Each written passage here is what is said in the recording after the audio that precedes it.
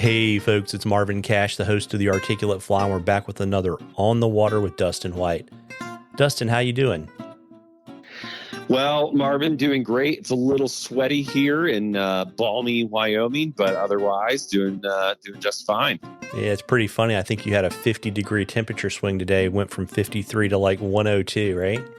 Yeah, we were 102 this afternoon, so a little hot on the water this afternoon. But fishing's been good, and as long as we're prepping for the conditions, pretty enjoyable days out there. Yeah, so last time we spoke, the flows were super messed up. Is things kind of gotten back to normal? We're getting there, on the reef. They actually bumped us last week up to 1,500 from 1,000 CFS. And we're expecting another bump here any day now to hopefully get us up into at least over the 2,000 CFS hump, which will be really, really great. That'll start flushing out both the sediment and the moss that's kind of prohibited us from fishing the lower sections of the reef. And so that's just going to be good for the fishing, good for the fish, good for the anglers. And so we're really looking forward to that. And we're grateful for the bump that we got a few days ago. Again, fishing's been pretty solid even with that. Fish are eating PMDs and yellow sallies pretty regularly. So we are really excited about that and seeing some heads even looking up and in the afternoon as well. The mile's still holding around 3,000-ish, probably a tick below that. It has been fishing pretty darn good. The Goldens have shown up. We're seeing those big rises of fish just crashing on the surface. So the dry fly action right now on the mile has been a ton of fun. And then the bighorn is actually going to be dropping down to 3,500 CFS tomorrow. So that gets us back down in that range of where you want the bighorn at. So I think we're through all of the overwhelming amounts of water that we were getting this late spring and early summer.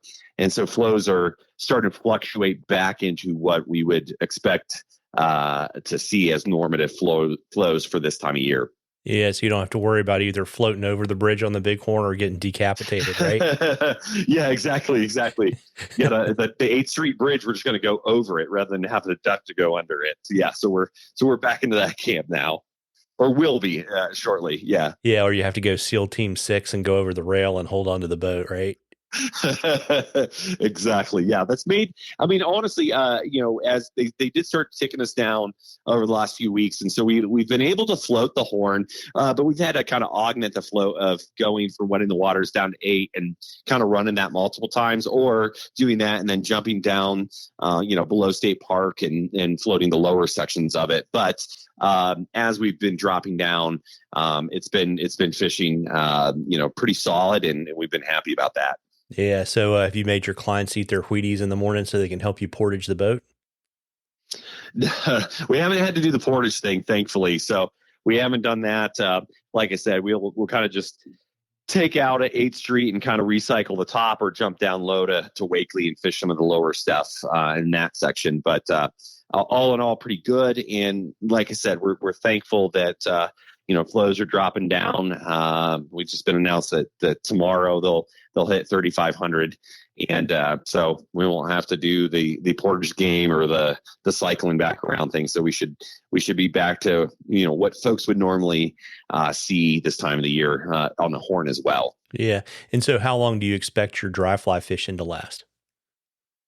We should be in pretty good territory for dry flies from here through the remainder of the fall.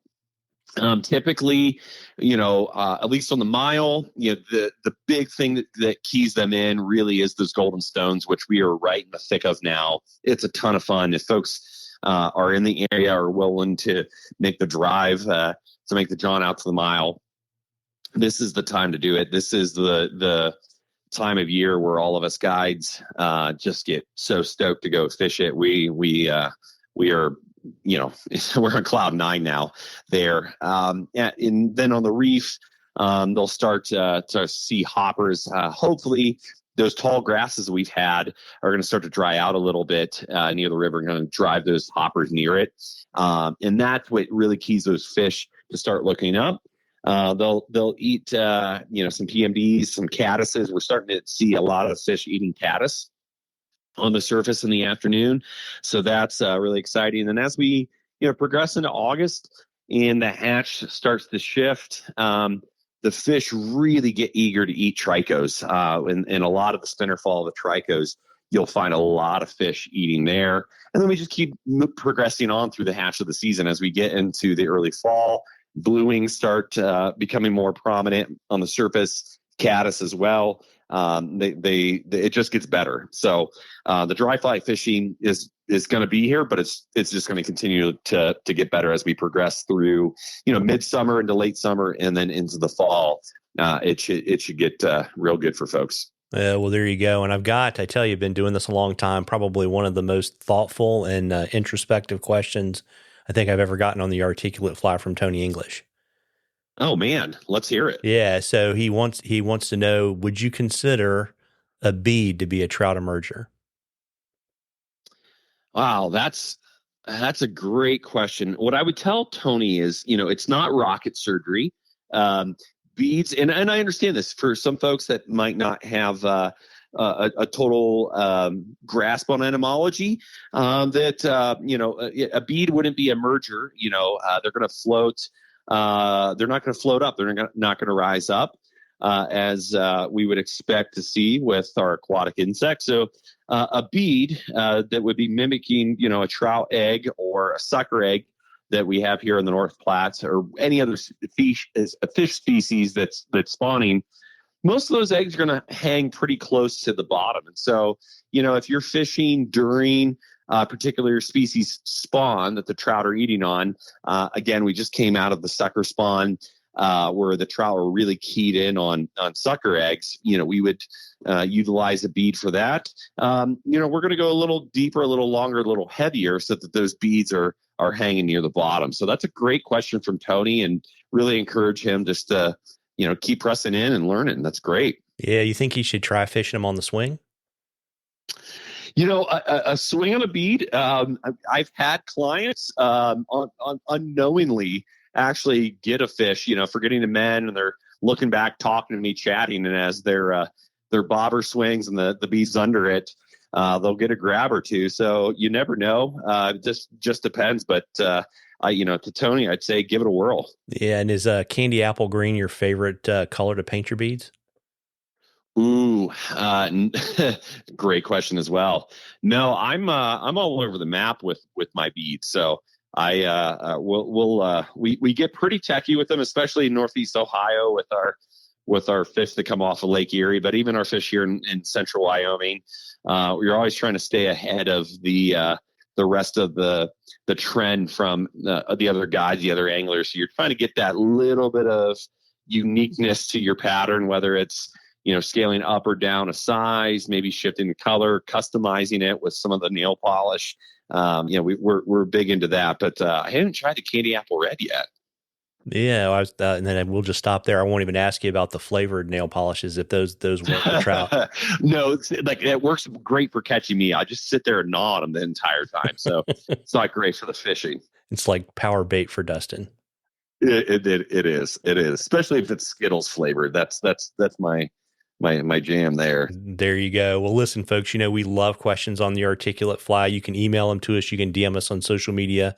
If we use your question, I will send you some articulate fly swag. And we're in a drawing for a half a day of fishing with Dustin. Great way to try out Central Wyoming fishing. And Dustin, before I let you hop, you want to let folks know where they can track you down and book in fish with you this season? Absolutely. I guide proudly for the Ugly Bug, which is located downtown Casper on South Center Street. You can swing in the shop, or you can give them a call at area code 307-234-6905. Well, there you go. Are you doing any center pin trips for them this season? No, I haven't been pinning this season. Not yet. We'll see. I actually saw a guy out the mile not too long ago with a pin set up, and had to ask him if he was from the Great Lakes region. And he goes, "Yeah, how did you know? What gave it away?" And I thought, well, you're pinning there. It's not quite caught on here to Central Wyoming, but it's definitely popular back in the Great Lakes region. So we had a good chat about that and talked to the guy, and then been able to the clients to go, what kind of rig was that he was using? So it made for a good educational conversation point. Yeah, and he wasn't even Canadian. No, can you believe it? Well, listen, folks, you owe it to yourself to get out there and catch a few. Tight lines, everybody. Tight lines, Dustin. Tight lines, Marvin. Thanks so much.